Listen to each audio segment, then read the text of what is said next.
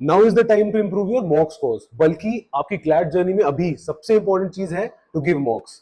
इस वीडियो में I am going to tell you a strategy by which you can improve your mock scores and do really well in the all India open mock. क्या बात कर रहे हो यार, you haven't registered for the all India mock? Please do so by scanning this QR code. Hey guys, I am Mudit Chaudhary, NUJS grad, and I can definitely help you clear CLAT. In this video, I am going to talk about 5 things by which you can obviously improve your mock scores. First being analysis of a mock, second एक strategy बनाना, third है आपका warm up क्या होना चाहिए before a mock, fourth is आप क्या expectations है mock दो, और last very important एक routine क्या होना चाहिए. So the first thing when we talk about analysis of a mock, so obviously जब आप अपने मॉक स्कोर्स दोगे, सबसे इंपॉर्टेंट चीज डेफिनेटली इज आप मॉक तो दो, राइट? बिकॉज कुछ लोग ऐसे हैं जो प्रॉब्लम मॉक भी नहीं दे रहे होंगे। And if you are somebody who is giving regular mocks, सबसे पहली चीज आती है एनालिसिस उसका, which is so so important. वहीं से आपको पता चलेगा where you went wrong and कहाँ पे यू कैन इम्प्रूव। और आई थिंक सब हर कोई आपको ये बोलता है कि एनालिसिस ऑफ अ मॉक करो, ये सब करो, but very important you do that analysis with a friend और विद अ मेंटर, जो आपको ये बता सके अच्छा देखो इसमें आप यहां बेटर ये चीज कर सकते थे।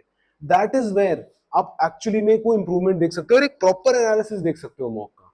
Without that it is impossible कि आप मॉक स्कोर्स को बढ़ाने का एक्सपेक्ट कर सकते। Once you have analysed your mock, second point आता है how to work out a strategy. क्या strategy you should be applying, right?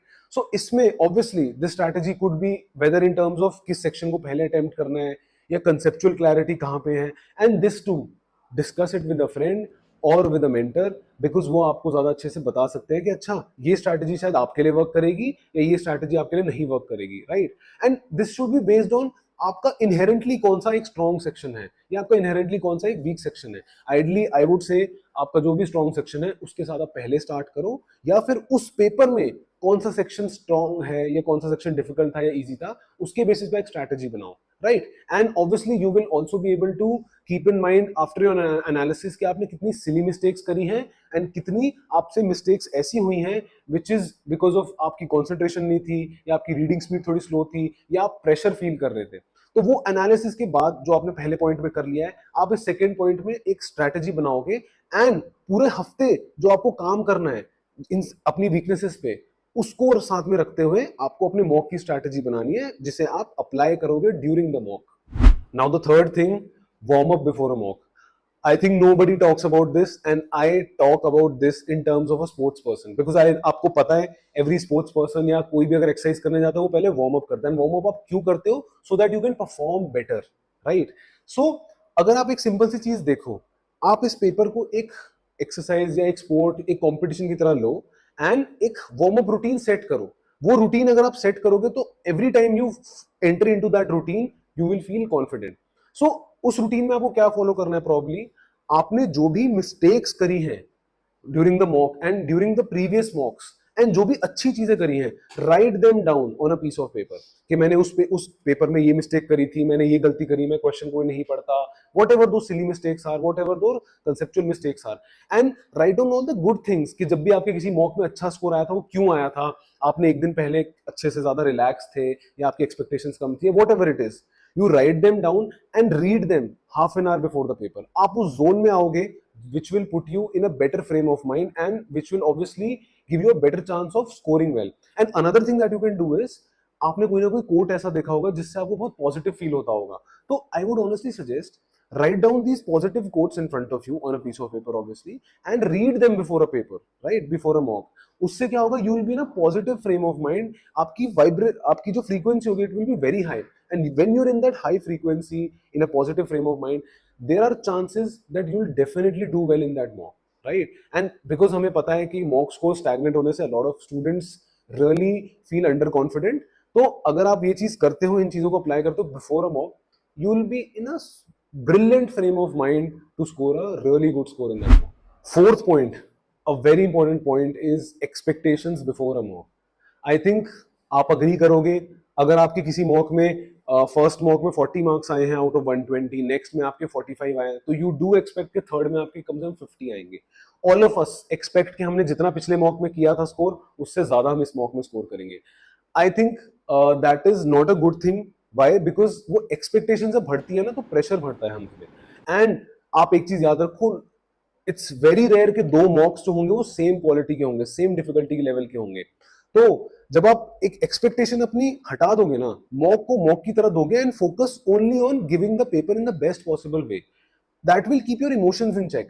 And अगर आप पेपर दे रहे हो ना इमोशंस के साथ rather than being logical, there are very high chances you won't be able to make good decisions during the paper.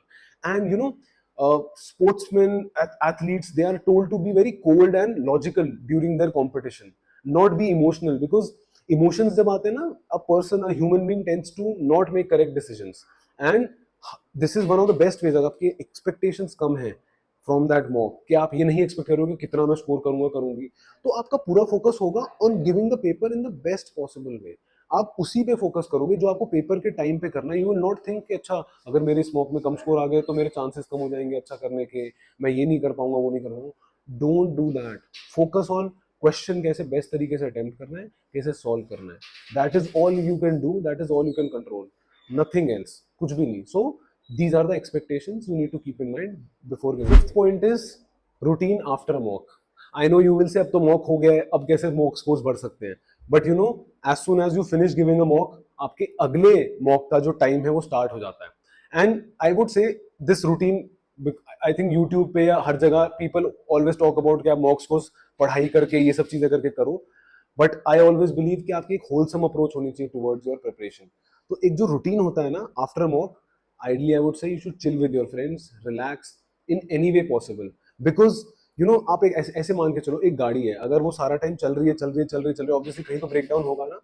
तो when we talk about high performance, you work really hard for certain period of time, then you rest so that आप दोबारा बड़े अच्छे से अपने उस hard work पे जा सको। देर आर किड्स जो पूरे हफ्ते काम करते हैं, प्रिपेयर करते हैं, पढ़ाई करते हैं, एंड संडे को they give a mock and immediately back again they are starting with their studies. यार ऐसे नहीं चल सकता, इट इज इम्पॉसिबल कि आप एक मशीन की तरह काम करो। You are humans and it's so important कि आप एक नॉर्मल तरीके से करोगे, ठीक है। सो यहाँ पे ये हो जाता है, ये मैं अपने जो मेरा जो पुराना स्टूडेंट है कनव, जिसकी ऑल इंडिया रैंक सेकंड आई थी एलिट में, वो ये बहुत अच्छे से करता था। वो मॉक देने के बाद ना अपने दोस्तों के साथ बाहर घूमने जाएगा, he would chill relax and he would not study on a Sunday after that. हाँ, थोड़ा बहुत एनालिसिस करते थे ये लोग हमारे साथ, बट उसके बाद एक बार एनालिसिस हो गया उस मॉक का, उसके बाद they would just relax so that Monday से वो दोबारा अच्छे से पढ़ सके। एंड इसको ज्यादा इंपॉर्टेंट नहीं कंसिडर करते लोग, बट ट्रस्ट मी, आप ये करके देखो, आपको अपनी एफिशिएंसी बेटर होते हुए दिखेगी। And a lot of high performance coaches across the world, they do this thing, they follow this thing, कि आपके लिए rest is so important, because आप रेस्ट में ही ग्रो करते हो। And follow this, I am sure आपको एक बहुत स्टार्क डिफरेंस दिखेगा अपने मॉक स्कोर्स में भी, अपने मेंटल लेवल में भी, एंड अपने कॉन्फिडेंस लेवल में। So if I have to sum up all of these, तो मैंने 5 पॉइंट्स बताए। आई थिंक आप ये सारे अगर अप्लाई करते हो अच्छे से, first being analysis of a mock, second एक स्ट्रेटजी बनाना, थर्ड है आपका वार्म अप क्या होना चाहिए before a mock, fourth is आप क्या एक्सपेक्टेशंस है मॉक दो, और लास्ट वेरी इंपॉर्टेंट एक रूटीन क्या होना चाहिए, ठीक है। तो अगर आप ये सब फॉलो करते हो तो it is going to really help you with your mock scores. Thank you so much. And आप वो जो ऑल इंडिया मॉक है उसको एक बार अटेम्प्ट करके देखो। We have created that mock in a way जिससे आपको पता चलेगा कि क्लैट कंसोर्शियम के हिसाब से आप कहाँ स्टैंड करते हो।